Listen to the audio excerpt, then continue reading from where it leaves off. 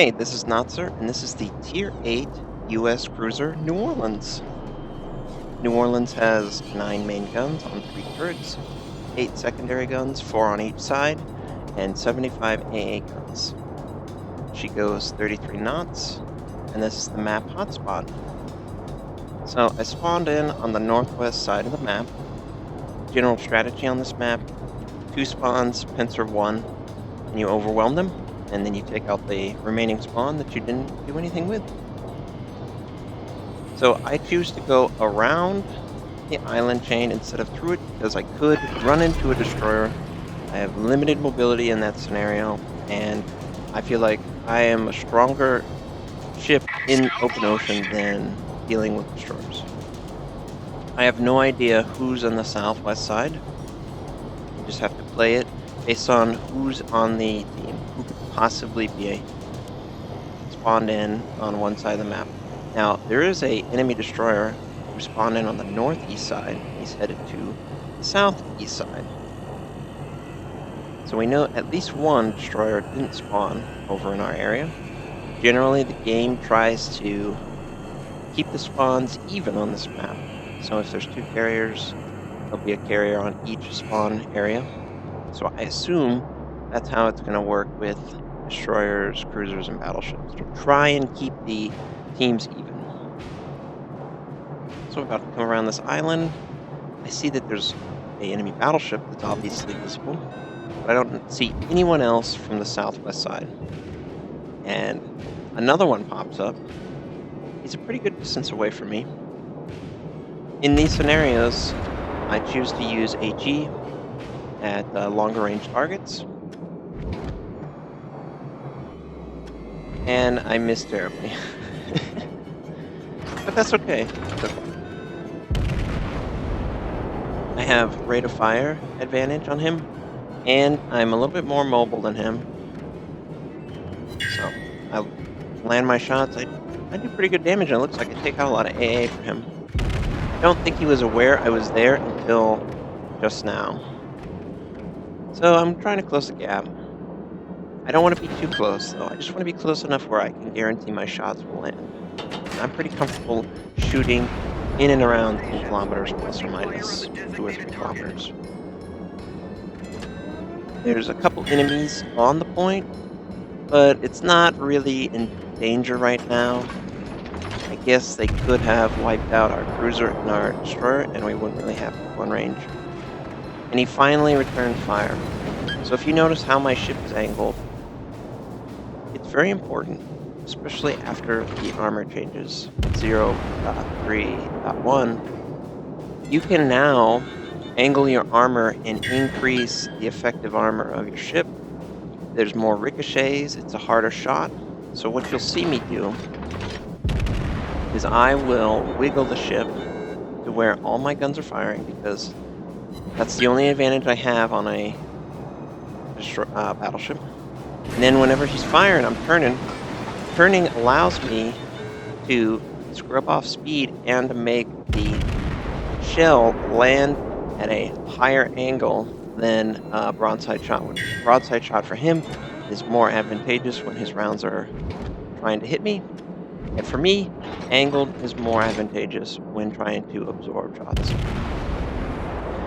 So yeah, you keep all your turrets going. This is the only advantage you have on this battleship. He will kill you if he gets good shots on you. But you need to keep every single cooldown on target. And you notice I kind of turned a little too hard. He's turning too. I adjusted so all my 3 turrets are going. And we're starting to get a little close. He's turning a lot sharper than me. And again, when the rounds come in, I slightly turn the ship. And what I'll do is I'll turn the back half and fire that too. American battleships, they have a secondary range of around 5 kilometers default. And if he was running any of the modules or the captain perks, he could increase that range and I would be taking fire.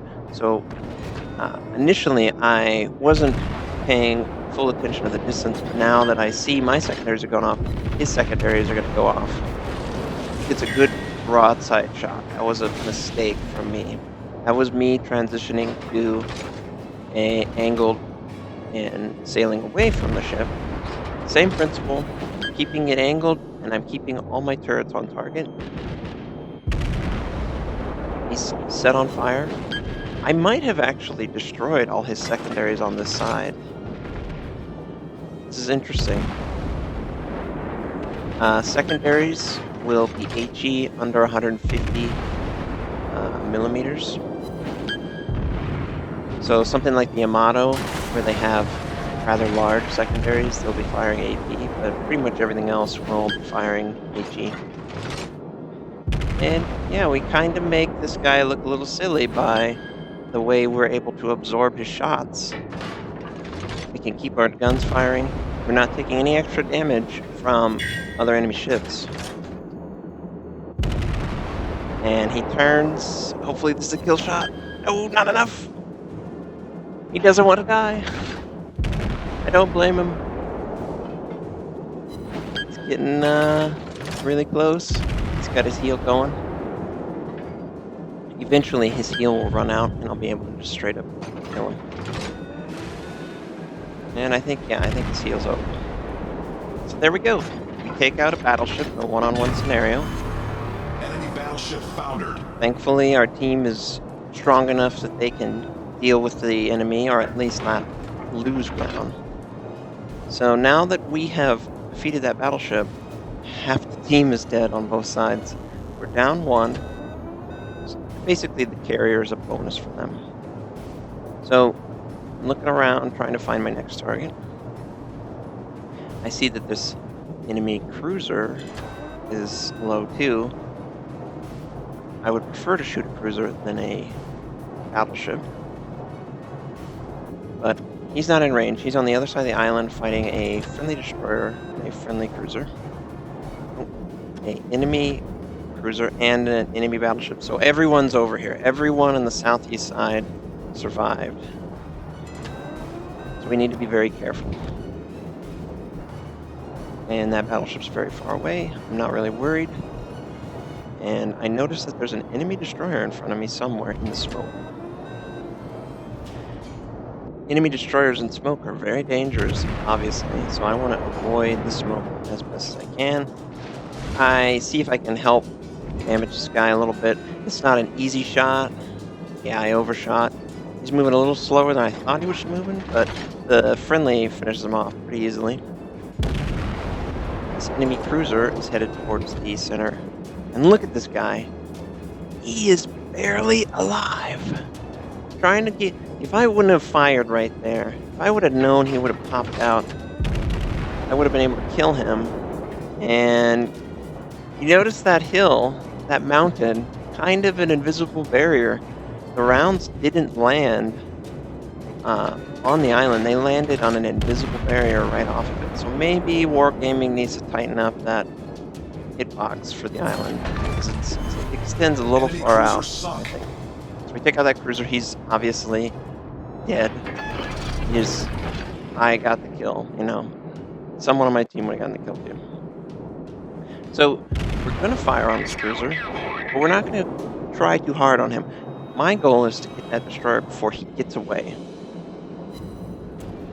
And in the mist, in the fog of war, we land 6 shots and we have crit. I don't know what module it crit, but my little scout plane is what's showing this destroyer. And this is really what scout planes are designed for.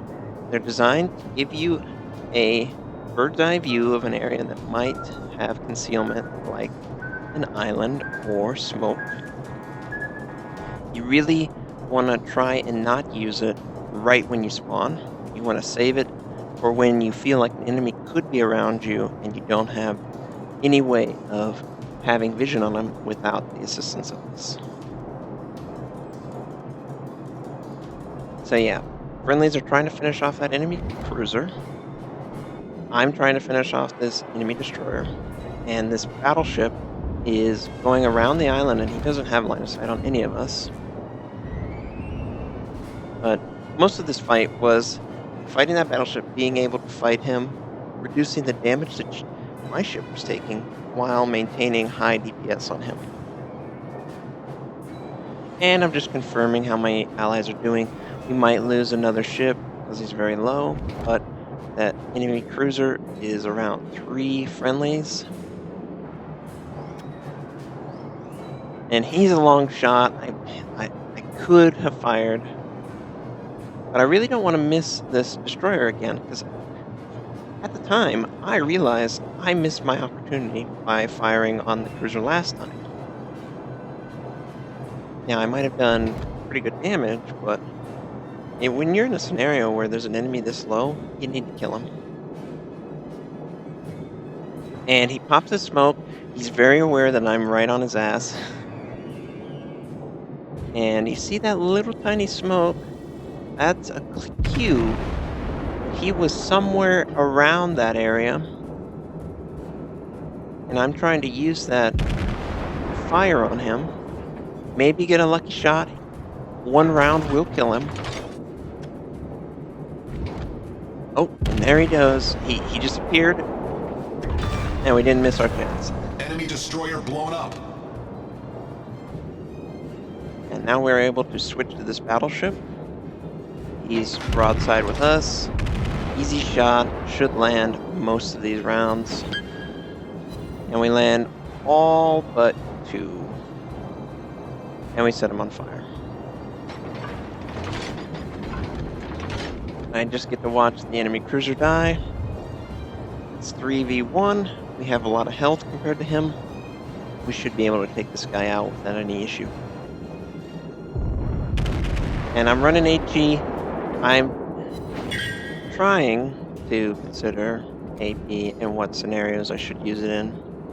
But HE does about 80-90% without the chance of it not penetrating and doing 0 damage. So I only switch to AP when I feel like it's a broadside shot and maybe I can finish him off after he's set on fire or something like that. Still work in progress.